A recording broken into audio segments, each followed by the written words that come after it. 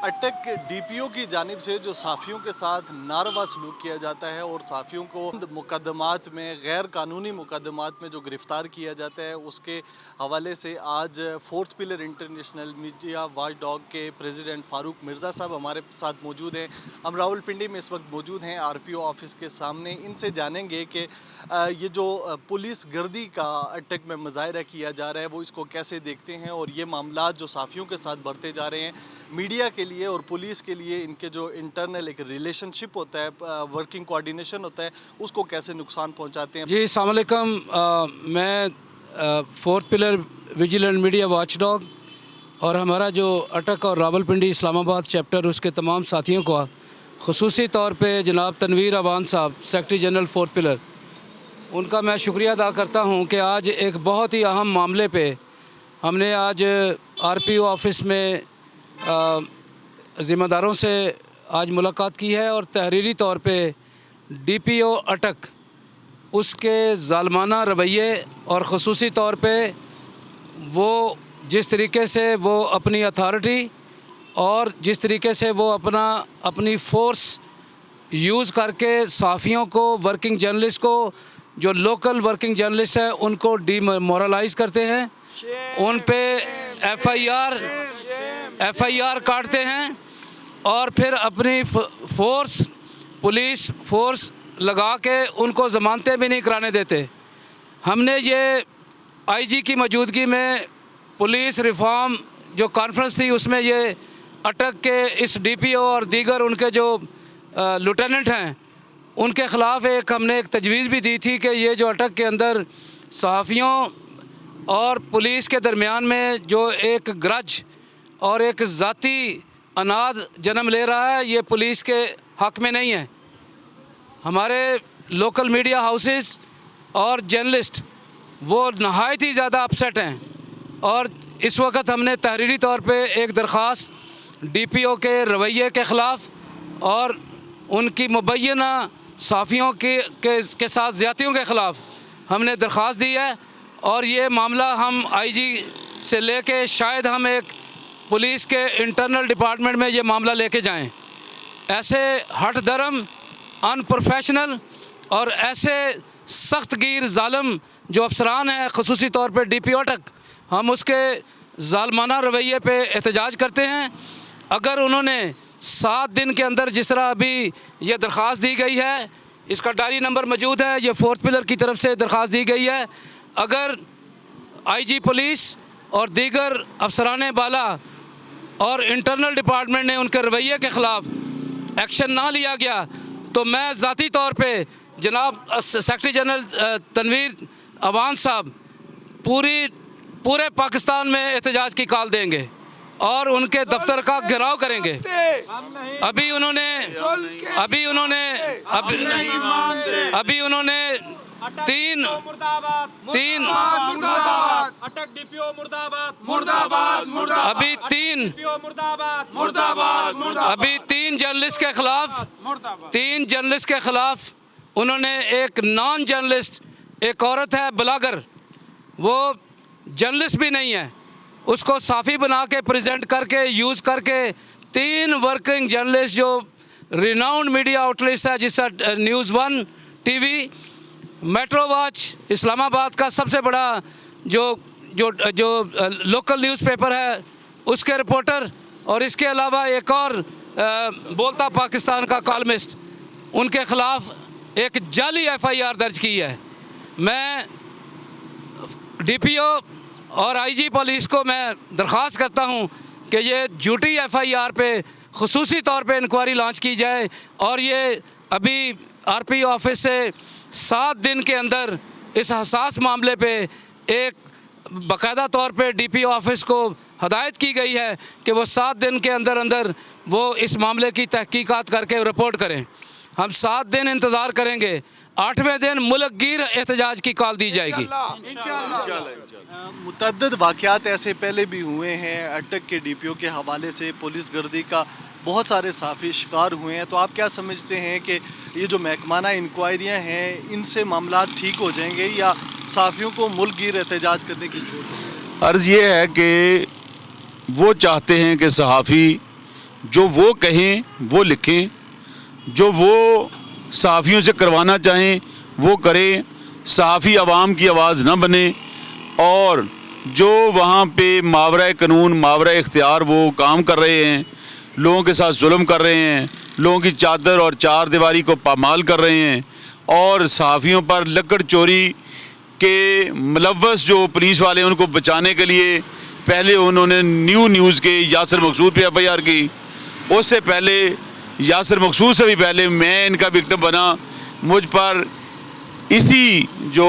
Super don news जाली अखबार है जो इस्लामाबाद से नहीं निकलता, जिसका कहीं कराची से भी डिक्लेरेशन नहीं होगा और उनके लिए हम तस्दीक करवा रहे हैं, उसके जो पंजाब प्रेस क्लब का नाम निहाद वो सहाफ़ी है अरशद जाफरी, उसको इस्तेमाल करके मेरे ख़िलाफ़ उस वक्त एप्लीकेशन ली और विदन नो टाइम FIR दर्ज की और अगले 15 घंटों में मुझे गिरफ़्तार करने इस्लामाबाद आ गए। अदालत ने उस FIR को मावरा इख्तियार कहकर इनकी कहा कि आपकी जुरिस्डिक्शन ही नहीं थी और आपने FIR की। और अल्हम्दुलिल्लाह हमने उसका भी मुकाबला किया, उसको भी बर्दाश्त किया और इनके ख़िलाफ़ हम नहीं गए, हमने कॉन्फ्लिक्ट नहीं पैदा किया इनके साथ। लेकिन इनके बाद इन्होंने जो गुरगुश्ती में अभी एक और लड़के के साथ एहतशाम के घर में बगैर किसी सर्च वारंट के, बगैर किसी FIR के दाखिल हुए और शाम को 6 फरवरी को ये दाखिल हुए 10 बजे, 10:15 साढ़े 10 बजे। और फिर उसकी जब मैंने सोशल में पहले DPO को इतला दी कि यार इसको देखें, ये आपके बंदों ने गलत काम किया है, मैंने 3:20 पे उनको व्हाट्सएप मैसेज किया है, इन्होंने फिर फ़ौरन उस पर एक 7:30 बजे जाके FIR बनाई, वकूआ बनाया 4:20 का। तो ये कहते हैं कि इन बातों पे आप आंखें बंद रखें तो हम आपके साथ हैं, अगर आप ये बातें बाहर आवाम को बताएंगे तो फिर हम आपके साथ वो सलूक करेंगे जैसा अभी इस FIR में हुआ है कि ये FIR एक ऐसी ब्लॉगर जो है वो ब्लॉगर भी प्रॉपर नहीं है, वो अपने शौहर को भी ब्लैकमेल करती है, उसकी ऑडियो रिकॉर्डिंग्स मौजूद हैं, उसने 6-7 पहले लोगों को ब्लैकमेल किया, उनकी रिकॉर्ड्स मौजूद हैं, हर बंदा इसी को छेड़ता है। ये जब जाती है अटक से हजरों फ़ोटो बनवाने चली जाती है और फोटोग्राफर पे इल्ज़ाम लगा देती है और फिर सीनियर सहाफ़ी निसार अली खान पे इल्ज़ाम लगा देती है, फिर ये किसी बंदे को सरे बाज़ार मारती है। और अभी इन्होंने जिन 3 सहाफ़ियों पे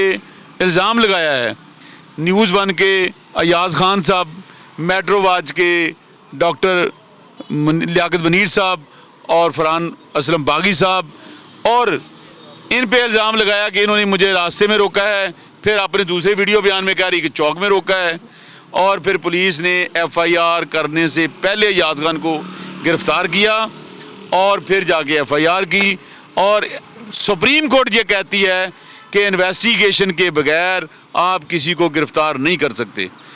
अभी मुझे बताएं कि FIR करते ही वो कौन सी इन्वेस्टिगेशन थी, या FIR करने से पहले वो कौन सी इन्वेस्टिगेशन थी कि उन्होंने पहले अयाज़ खान को अरेस्ट किया और उसके बाद FIR की। अगर FIR भी कर ले तो सुप्रीम कोर्ट कहती है कि FIR का मतलब ये कतन नहीं है कि आप ठोस शवाहद और इन्वेस्टिगेशन के बगैर किसी को अरेस्ट कर लें। ये हमारे मुल्क का वतीरा बन चुका है कि यहाँ की पुलिस ये पुलिसगर्दी करती है। और आज उन्होंने ये किया है कि लियाकत मुनीर और फरहान असलम जब ज़मानत करवाने के लिए कोर्ट गए तो सिविल कोर्ट से सेशन कोर्ट के रास्ते में 3 गाड़ियाँ पुलिस की खड़ी कर दी और उनको सेशन कोर्ट में दाखिल नहीं होने दिया। स्पेशल जज साहब से परमिशन लेके वकील साहब ने, आदिल महमूद एडवोकेट साहब ने उनकी बेल बिफोर अरेस्ट करवाई है। और कल क्या हुआ, कल 10 बजे पहले इन्होंने नवाए हज़ारा के नुमाइंदे जमशेद मीर को उठाया है और जमशेद मीर के साथ अदनान साहब भी थे, उनको उठा के लेके गए और 10-10:30 बजे उनको ले जा के इन्होंने कुछ देर हब्से बेजा में रखा, उनके मोबाइल छीन लिए। फिर SHO राना काशिफ आया तो उसने उनको रिलीज़ किया और उनसे मोटरसाइकिल की चाबी लेके अपने पास रख ली और वो वापस नहीं की। तो बताएं कि जमशेद मीर और अदनान ने कौन सा जुर्म किया था। वो सिर्फ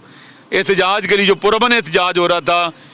DPO के PRO की रेशा दवानियों के ख़िलाफ़, कीना परवरी के ख़िलाफ़, फितना परवरी के ख़िलाफ़ और उसकी साजिशों के ख़िलाफ़, और सहाफ़ियों को लड़ाने की वो जो मुनाफ़कत कर रहा है उसके ख़िलाफ़, वो जो 4-5-6 हमारे सहाफ़ी पुरअमन एहतजाज कर रहे थे, वो सिर्फ उनकी कुर्सियाँ लगा रहे थे तो अदनान को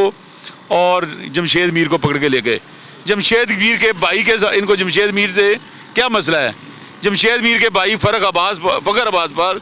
इन्होंने पहले एक FIR दी और 550 की उसकी गाड़ी रोकी। जज साहब ने उस पर एडवर्स ऑर्डर दिया कि जवाद ASI के ख़िलाफ़ कार्रवाई की जाए। DPO ने कोई कार्रवाई नहीं की जवाद ASI के ख़िलाफ़। फिर दोबारा उसको 377 के केस में इन्वॉल्व कर दिया बदला लेने के लिए। 377 के मदई ने जाके अदालत में बयान दिया कि मुझसे पुलिस वालों ने ब्लैंक पेपर लेकर मुझसे साइन करवाए और फ़खर अब्बास जो है वो इनोसेंट है। ये पहला केस है जो 3.5 माह में ख़त्म हो गया और फ़खर अब्बास जो है वो बरी हो गया। फिर उसके जाली लाइसेंस बनवा लिया इन्होंने खुद ही, एक फ़ोटो कापी बना के, और उस पर वो FIR 13-20 पेंसिल की देने की कोशिश की तो उसने अपना ओरिजिनल पेश किया। मेरे पास तो ओरिजिनल है, मुझे क्या जाली रखने की ज़रूरत है। तो उस पर भी मर्दान के जो उनके जज साहब ने भेजा वहाँ पे करवाने के लिए वेरिफिकेशन, वो वेरिफिकेशन होके आ गई और DPO उस पर भी परेशान है। बात यह कि DPO का काम लोगों को इंसाफ देना है। DPO का काम है कि जो निचले लेवल पे जो कार्रवाई नहीं हो रही उसको मॉनिटर करना, अवाम की दादरसी करना, और जो काली भेड़ें पुलिस में पाई गई हैं उनको हर सूरत तदारक करना, उनका निकालना। लेकिन DPO अगर उनके साथ खुद इन्वॉल्व होकर लोगों को इंतकाम का निशाना बनाएगा, आम लोगों के अलावा आप छोड़े आम लोगों का क्या करते होगे जब ये सहाफ़ियों के साथ, और वो भी नेशनल चैनल TV जो है न्यूज़ 1 उसके नुमाइंदे के साथ अगर ये इस तरह कर सकते हैं, न्यूज़ के साथ ऐसा कर सकते हैं, उसके यासिर मकसूद के साथ। हम यहाँ इस्लामाबाद में आलमदरस यहाँ पे हैं, हमारे जैसे बंदे को इस्लामाबाद से उठा के ले जा सकते हैं और मावरा इख्तियार FIR में, तो ये आम लोगों के साथ नाइंसाफ़ी या जुल्म किस तरह करते होंगे। हमारी IG साहब से हमारी IG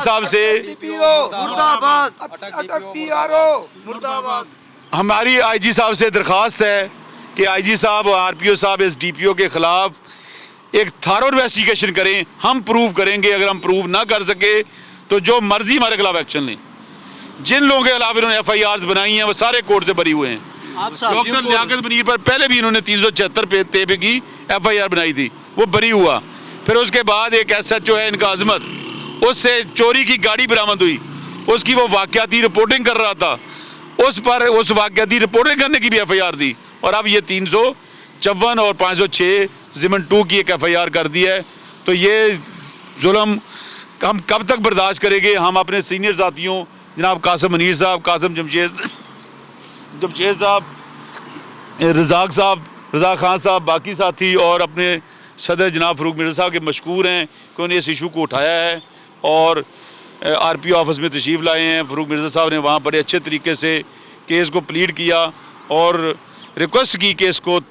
बिल्कुल ऑनेस्ट लेवल पे और RPO लेवल पे, IG लेवल पे इसको देखा जाए ताकि ये जर्नलिस्ट में और पुलिस में जो कॉन्फ्लिक्ट बढ़ रहा है ये कम हो। तो इंसाफ ही है जो इस कॉन्फ्लिक्ट को कम कर सकता है। अगला लाए अमल क्या होगा? अगर सबसे पहले तो आपको ये मैं बात बताता चलूँ कि जिस दिन से ये वक़ूआ हुआ है हमने इसको सोशल मीडिया, ट्विटर और तमाम जितने भी इंतज़ामिया हैं उनको आगाह किया, और आज भी कल से हमें ये कहा जा रहा था कि आपने एहतजाज नहीं करना, पुरअमन तरीके से आए, आपकी एप्लीकेशन जो है वो ली जाएगी। अगर हमारी बात नहीं सुनी जाती तो हम सबसे पहले ये करेंगे कि अपने जो सरबरान हैं, हमारे 4th पिलर इंटरनेशनल के जो सदर हैं मिर्ज़ा फ़ारूक साहब और तनवीर भाई, चूँकि वो मोस्ट सीनियर लोग हैं, उनकी सरबराही में हम आल पाकिस्तान जो हमारा एहतजाज है वो रिकॉर्ड करवाया जाएगा। अगर नहीं होता तो फिर हमें ये ज़रूरत पेश आएगी, और हम इस ज़रूरत को समझते हैं कि जो लातों के भूत हैं वो बातों से नहीं मानते, तो हम फिर रोड बंद करेंगे। इसकी तमाम तर जो जिम्मेदारी होगी वो इस वक्त RPO रावलपिंडी और IG पंजाब पर आयद